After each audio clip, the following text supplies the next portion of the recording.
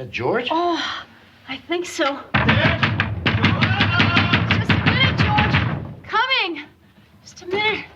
George, what is it? Oh, good. I'm glad you're up. You gotta come quick. What's going on? Out back. You've gotta come see. See what? Out back. See what out back? Come on, you'll see. Hurry! It's this way. Follow me.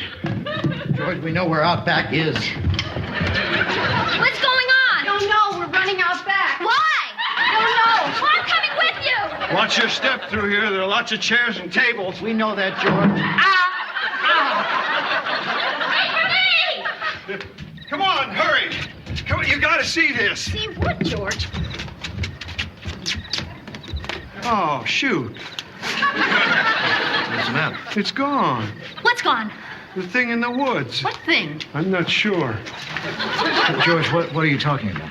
I was in bed asleep, and all of a sudden I woke up and couldn't remember whether I'd closed the garage doors. Well, you know me. There was no going back to sleep until I'd checked. Boy, caretaking. So I put on my robe and boots and went down the back steps to check. Oh, yeah, and I got my flashlight. George, would you please get to the point? I am, Dick. As I was coming around the corner of the garage, I saw some kind of a thing in the woods. It was all shiny with lights, and it came up out of the trees and just hovered there. Sounds like a helicopter. Well, it wasn't a helicopter, Dick. It didn't make any noise. And when I say lights, I mean hundreds of lights. Well, maybe it was a blimp. Well, it wasn't shaped like a blimp. How big was this thing? Oh, big. What do you mean by big? Was it bigger than a car? Oh, yes. Well, what kind of a car? Whatever you saw, George, it's gone now. Dick, what do you think it was? Could have been anything. Could be swamp gas, weather balloon, invaders from another planet. Dick. Well, whatever it was, I'm sure there's a logical explanation. Hey, what's going on out here? Oh, nothing. I saw a UFO That's not for sure, George. A UFO? Where? in the woods. But it's gone now. Everything's fine. He really saw a UFO? Well, we don't know what he saw, but whatever he saw, it's gone now, and we're not going to find out what it was at this late hour. Leslie, why don't you show the Tylers back to their room? In fact, why don't we all try to get some sleep, and we'll check it out in the morning. But if you saw a UFO... Well, we'll deal with it in the morning. Good night. Good night. Good night. Good night. Well, I'm sorry I bothered you, but I thought you should know. George, don't be sorry. We're glad you feel comfortable enough with us, so if something's bothering you, you feel like you can tell us about it. Right, Dick?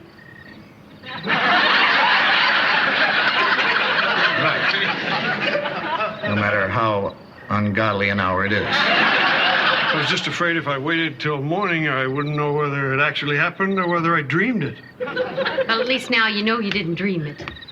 Unless I'm dreaming this. Why don't you go to bed, George? I'll try. Night. Good night, George. All right. Oh, come on. Dick, what do you really think it was? I don't know. I always hate getting up in the middle of the night. I feel terrible the next day. No, Dick, it's possible that what George saw was real. There have been a lot of UFO sightings in Vermont in the last year. Mm-hmm. Suppose we were being visited. Why would people from another planet pick Vermont? Schools. Come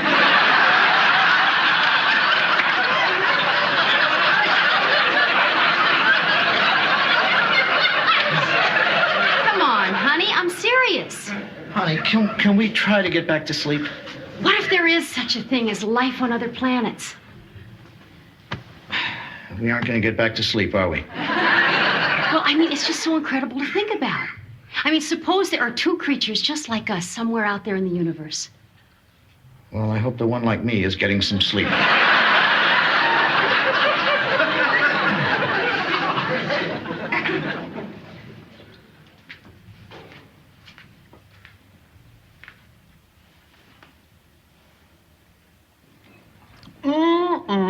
Leslie, This French toast is fantastic.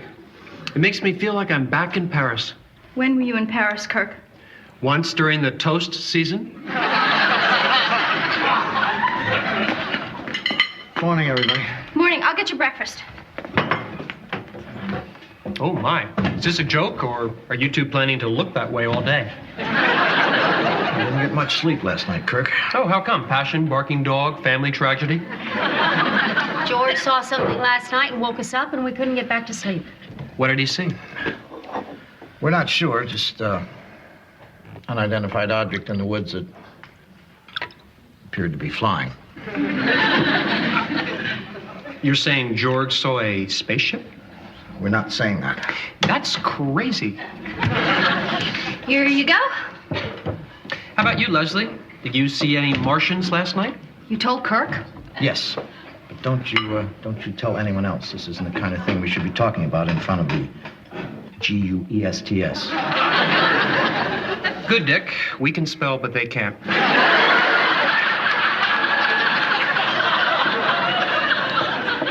All I'm trying to say, until we find out what it is, let's not get everybody excited. Well, I don't think anyone's going to be excited because crazy George saw a spaceship. Quit saying crazy and spaceship. I mean, that's just what I'm worried about. That with a guy like George, people are going to make fun of him. The quieter we keep this, the better. Hi, everybody. Hi, George. Hi, George. Hi, George. How are you this morning? Fine.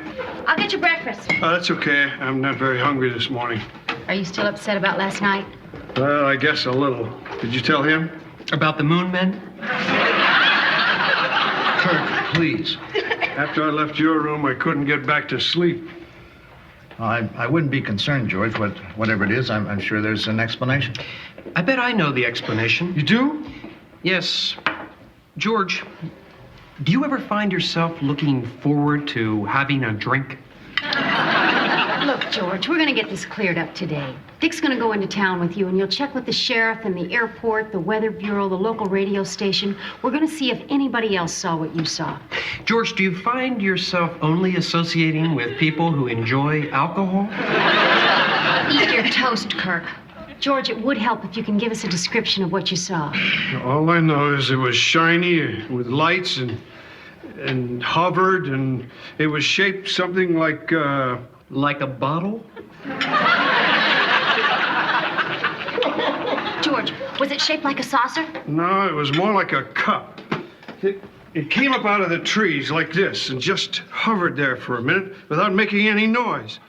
That was when I ran up and got you guys. I was only gone a second, so it must have just taken off. Vroom!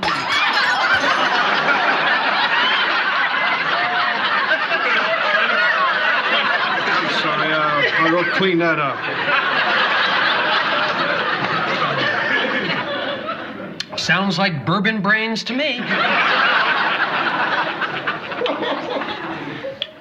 According to this, there have been over 400 UFO sightings in the state of Vermont. Really? Yeah. The first one was in 1937 by a nurse, Rachel Kent. The next one was in 1941 by a retired Air Force Colonel John Singer. Then, between 1944 and 1956, there were 84 sightings by a guy named Willie Nugget. I guess we can't count Willie. I don't think so. Hello? Oh, hi, Mr. Pfeiffer. Hello. Could we have our bill, please? We're going to check out. Oh, fine. Don't move. Hope you enjoyed your stay. We had a wonderful time. My wife loved this place. I'm glad. Yes, I never heard her go on so. She loved the bedspreads, the curtains, the towels, the pillow shams. I mean, you name it, she loved it. Well, good. Then I hope we'll be seeing you again. I'm sure you will. I'm ready, honey.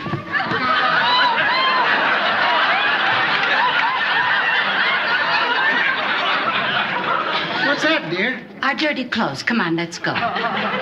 What dirty clothes? All our stuff is in the suitcase. Will you just shut up and come on? Mrs. Pfeiffer?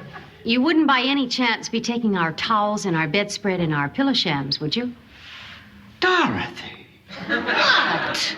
I can't believe you're stealing from these people. Now, you put that down right now and get out to the car. Then you give them back their pens. Give them back their pens. And their ashtrays, too. And their light bulbs. Now, you satisfied? Come on, let's get out of here while we still have some shred of dignity left. We had a lovely time. And if you think I'm going to take you on another vacation, you're living in a dream world. That's outrageous. How can people live like that? Pretty cheaply, I imagine. Oh, good, you're back. What'd you find out? Nothing. We talked to the sheriff and the people at the airport. No one reported anything. There were no weather balloons or planes in the area. Whatever it was, there doesn't seem to be any explanation. According to them, I'm the only one who saw anything. So what do you do now? I don't know. The sheriff and the people at the airport said that they have groups that investigate things like this. You mean one of those UFO societies? I think I should warn you, George, if you take it that far, you may be opening yourself up to a lot of ridicule and embarrassment. But, Dick, if I saw something, don't I have a duty to report it? I think George is right. Besides, there's always going to be a small group of ignorant people who are going to make fun of something like this. What's that? Looks like a rock with a note tied to it.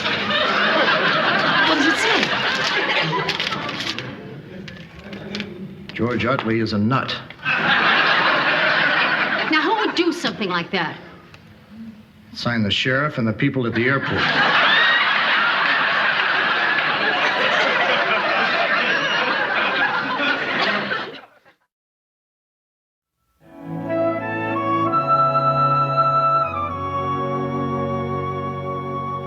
No, I'm sorry, George Utley isn't here. Can I take a message? I'm not going to take that message. Who is this? No, don't say a friend. I want your name. I mean, if you're going to use language like that, I want to know who you are. Because I want to know the kind of disgusting, small-minded coward I'm talking to. Muffin? Okay, Muffin, look. If you have something nasty to say about George, why don't you just tie it to a rock like everybody else? Sorry, George. I hope it didn't bother you. Just one crank. You mean one more crank? George, I know this is hard, but believe me, in 6 months, you'll look back on this and laugh. I hope so. That'll give me something in common with the rest of the town.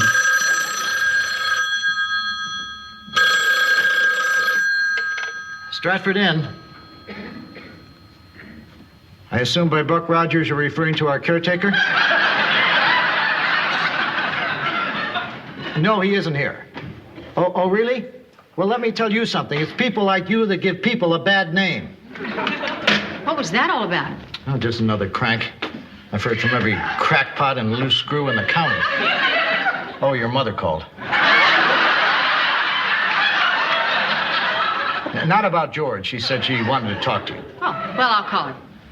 And, by the way, at the time, I'd just gotten about 5 straight crank phone calls in a row, so, if I said anything to offend her, tell her I'm sorry. Okay. Specifically, I may have used the words Cyclops and Chowderhead.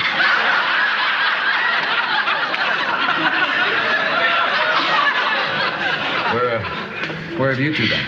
We went for a walk in the woods. Looking for landing sites, huh? Well, we just felt so badly about George, we wanted to see if we could help. You find anything? The remnants of a campsite. But I doubt that aliens would have come all this way just to drink light beer. How'd you do with the UFO Society? Oh, they were very sympathetic, but they said with no evidence to support George's claim, there really wasn't anything they could do. Dick, with no evidence, do you think George really did see something? I think he believes he saw something. But do you believe he saw something? Well, it doesn't matter. I mean, what matters is that George is my friend, and I believe in that. Oh, great, another crank. Let me take care of this one, Dick. Thanks.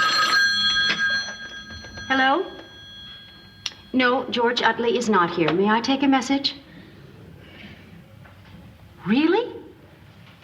You believe him? You saw it too? Oh, this is great. George is going to be so happy. I'll have him call you the minute he comes in. May I have your name? Willie Nugget.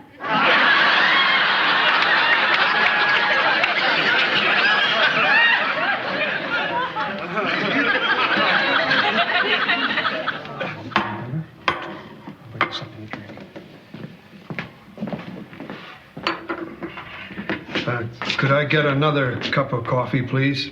I'll beam it right over. Mom,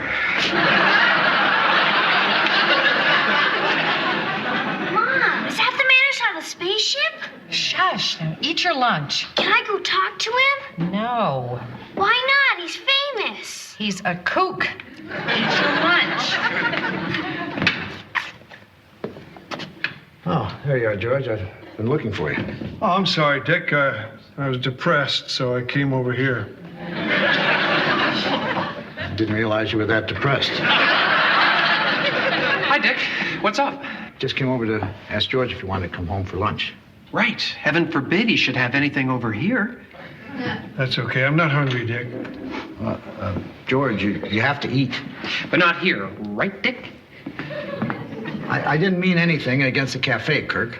I thought I'd stay here for a while. I got tired of hearing the phone ring and you saying I wasn't there when I was.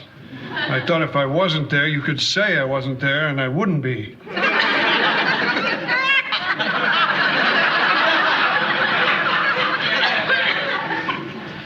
George, I'm sorry you have to go through this. That's my own fault. I should have just kept my mouth shut. How you doing, Kirk? Hey, Kirk. What's happening?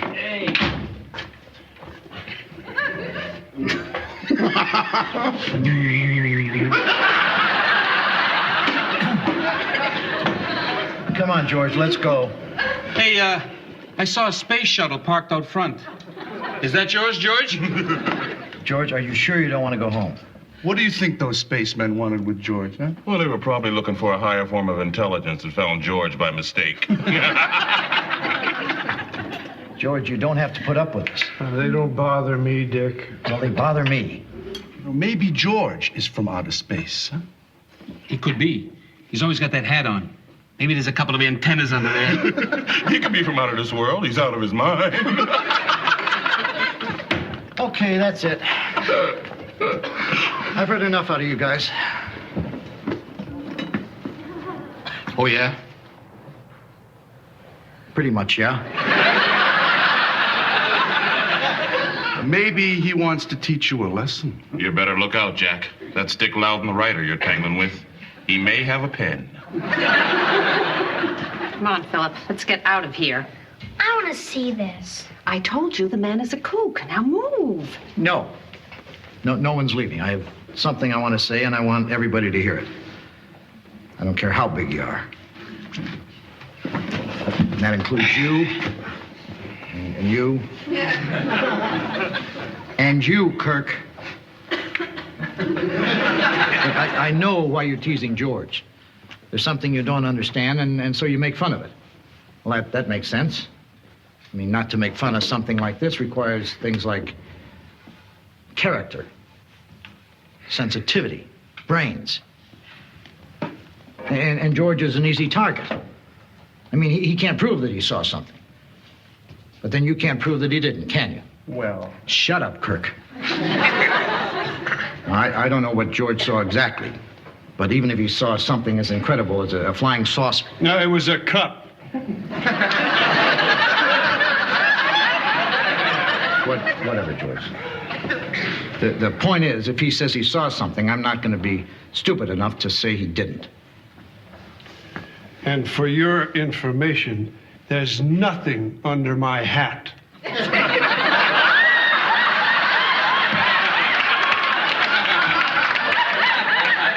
I'm sorry, Dick. I just reached my limit. What do you, say we get out of here? Yeah, I could go for a pizza. Great, let's split.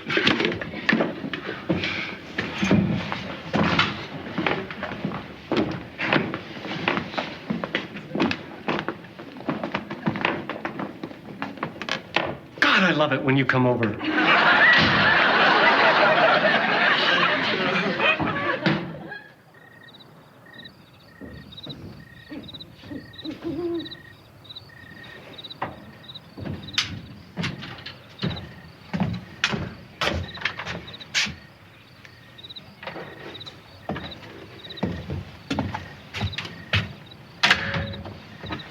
Hi, George. Hi, Dick. What are you doing? Nothing.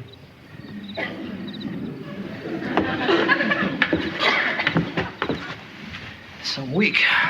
Yeah. You know, I've been taking care of this inn for almost my whole life. And most of that time I've been alone. This is the first time that I ever really felt lonely. You know, reporting what you saw took courage. And courage can sometimes be a lonely thing. But, I mean, at least you're not the first person to have gone through it, you know. I mean, imagine how Socrates and Joan of Arc felt. I'm sorry, Dick. I've heard of those people, but I'm not sure what they did. Well, they stood up for what they believed, and they were persecuted. Did people call them nuts? Yeah, they did. Oh, I can sympathize with that. And they killed him.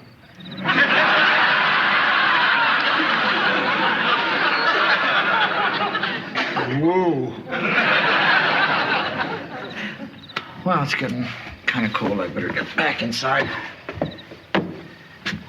You coming? Not just yet, thanks. Dick, do you think there's any chance that whatever it was I saw will come back? I have to tell you the truth, George. I don't think so.